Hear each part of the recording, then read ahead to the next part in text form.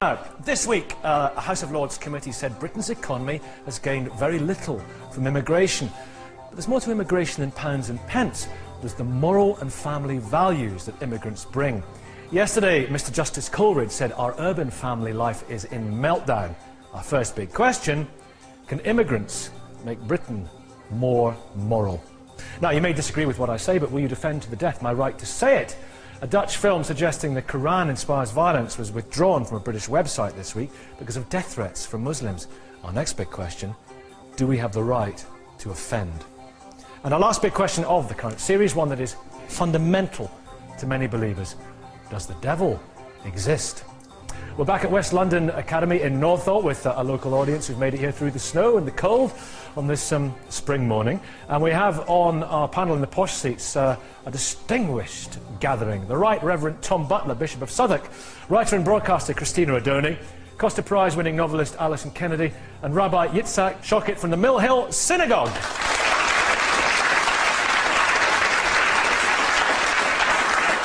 And our special guest is the scientist and untiring champion of atheism. Some people reckon he's the devil, Professor Richard Dawkins.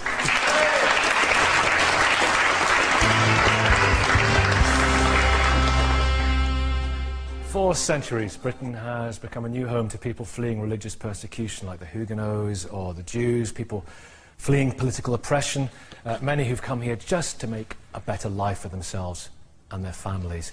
They've also brought their religious ideas and their own moral values, which may be just the thing to rescue us from our social problems.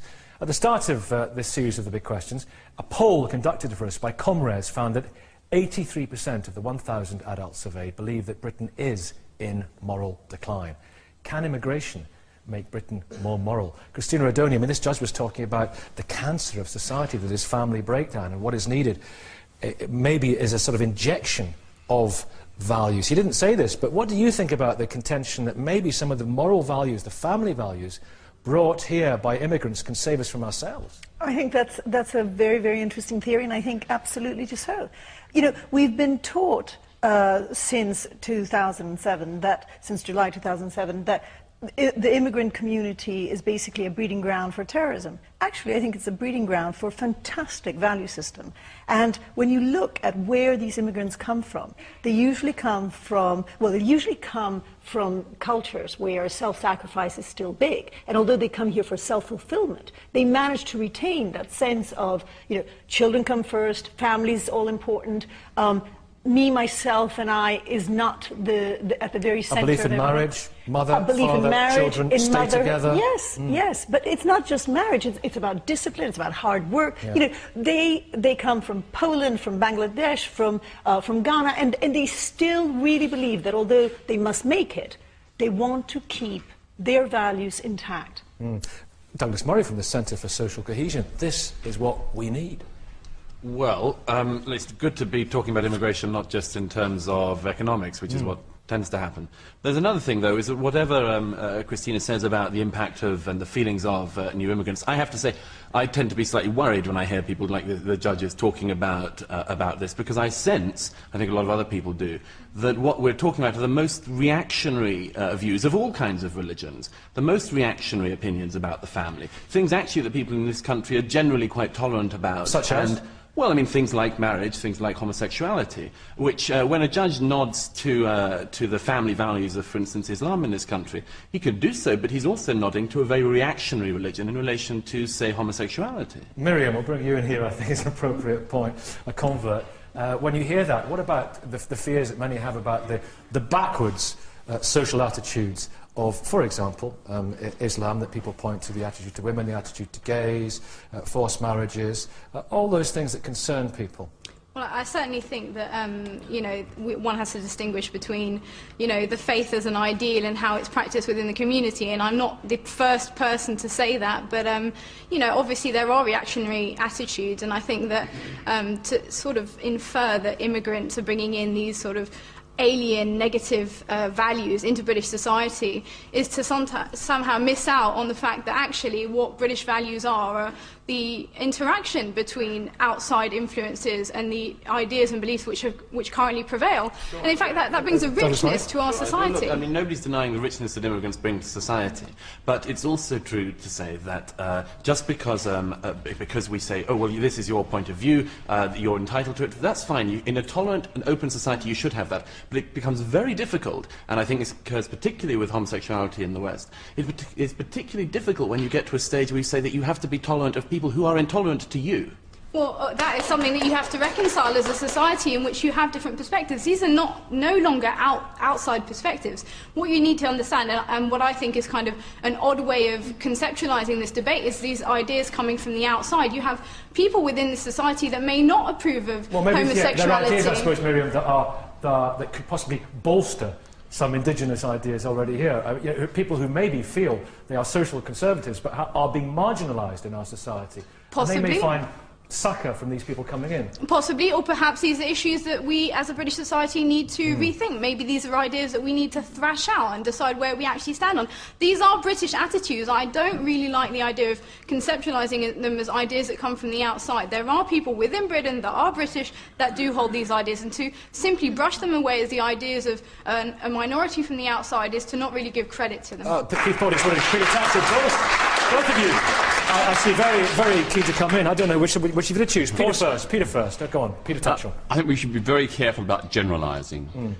Immigrant communities come with lots of different backgrounds, different ideas, different influences, some cultural, some religious. Is there a danger of a step back to a place that we've escaped from socially, with some of the values that are being brought in?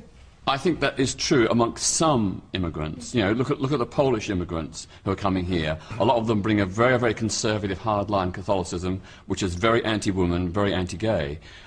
We see other sections of immigrant communities who condone or endorse female genital mutilation, forced marriages, domestic violence, because I think men should rule the house and are justified to abuse their women if they're disobedient. We also see honour killing of women and gay people in this country in small numbers, but nevertheless in unacceptable numbers amongst some sections of immigrant communities. So I think there are some bad attitudes, but many immigrants do bring positive values and do enrich our society. Well, just the bad attitudes, then I'll come to Betty. And Keith, I've got you in mind, don't worry. Miriam? Yeah, no, I think you're going to have a hard time finding people that condone honour killings, that condone female genital mutilation, etc., etc. I mean, we can bring out all of these sort of pretty marginal, experiences that people have. But at the end of the day, these are minority experiences, and the vast majority of people are not. These are not the issues that affect us, that affect Muslims and other minorities within this country. Keith Porteous Wood. But I don't think they are as little as that. The forced marriage, the female genital mutilation, honour killings. The problem is because they are regarded as culturally sensitive. Even though we've got laws against them, they're not being properly policed. The social care workers, the police, they're frightened to touch them. There has not been one FGM prosecution in this country. Aren't we in danger of rather accentuating the negative? My goodness, how much more negative can you get for the poor people that are affected that we're actually betraying? We're not looking after them. But it's a shocking thing that's happening. Absolutely nobody is defending these things. You bring to me a voice that's defending female genital mutilation in this country, and I will accept that view. Okay, Betty. Are we in moral decline? You're a charismatic evangelica. Are we in a sort of moral decline that needs an infusion of morals from elsewhere? No. England, from the onset, were the ones that went to different countries. They went out and they brought good things to countries that didn't even know about electricity. They went into poor countries, Africa, many different educated people. Now, because of wars, because of persecution, different people are coming in here. And instead of us collaborating, people want to actually impose their ideas in this country. What about the attitudes to gays, for example, that I personally don't think homosexuality is a good thing. That's my belief, being a Christian. I don't think two men should sleep together, or two women should sleep. Homosexuality is a good thing. That's my belief, being a Christian. I don't think two men should sleep together, or two women should sleep together, and I stand by that. What I believe in is obviously coming here, collaborating. Before gay people came out and women, this country did not tolerate that. Was that a better time? I believe it was a better time. Obviously, we need to move on. We need to move on to embrace change. And obviously, immigrants coming in, we taught by the British then when you came in, but from the Bible, that these things are not right. It's not good. The moral mix is Peter. I would defend Betty's right to hold those views. Well, they're her conscientious views. Where I would object is the way in which people like Betty, some people like Betty, seek to impose her morality on everyone else through the law of the land. So they want to make their morality the legal morality that binds us all. Now, let me answer that. One second, let Betty first, then Councillor Alan Craig, and then we'll come to the panel. I do strongly believe you will not be sitting here if you didn't have a mother. A man and a woman. You were given birth to by a woman, the family together. And so by then, I do believe clearly that being a homosexual is not a good thing. It's your choice. You were not forced to be homosexual. What's wrong, Keith? I think that it's not a choice for people. My goodness, the amount of oppression there's been of gay people to suggest that they do it because they want to do it is just stupid. We all know better than that. Mr. Masonic, is there a danger that with many of the social conservative attitudes coming into this country, it's not going to be morally good for us, it's going to take us back to a place that some argue we've moved on from? That isn't my experience. Most of my urban congregations now are predominantly Afro-Caribbean. And obviously they come in with very different values from West Africa or the Caribbean, and sometimes to very different values from the Guardian and the Independent as well. Different values from one another in terms of child upbringing, family life, and yet we're all kind of sharing the same church. Now what I'm discerning, in fact, is that they are also influenced by British values, including British values of tolerance. And the campaigning, if you like, from a more conservative direction is not actually coming from those people. It's coming more from white conservative British. And so, in a sense, we're influencing one another. And actually, from the Church of England, we're doing very well out of it because we've got somebody like Johnson Tamu, the Archbishop of York, who brings that energy and that passion, but also brings a great deal of intelligence. So we're winning. I think there's some views from the audience as well. Gentleman back there with the red shirt. Yeah, go on. Hi, we've been talking about sort of morality and stuff, but in terms of the sort of big stories in the news, in terms of moral action, they've been sort of Sharon Matthews and all the sort of teenage killings.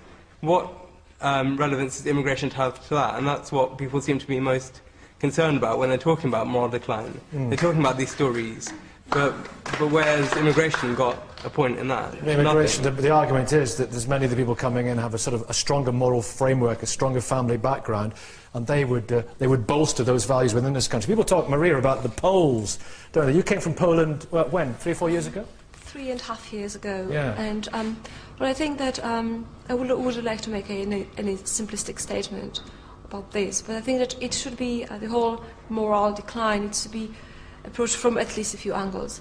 Well, to start with, the immigrants coming to Britain, I think are very well aware of the fact that the British society was built on the values such as democracy, freedom, respect, tolerance.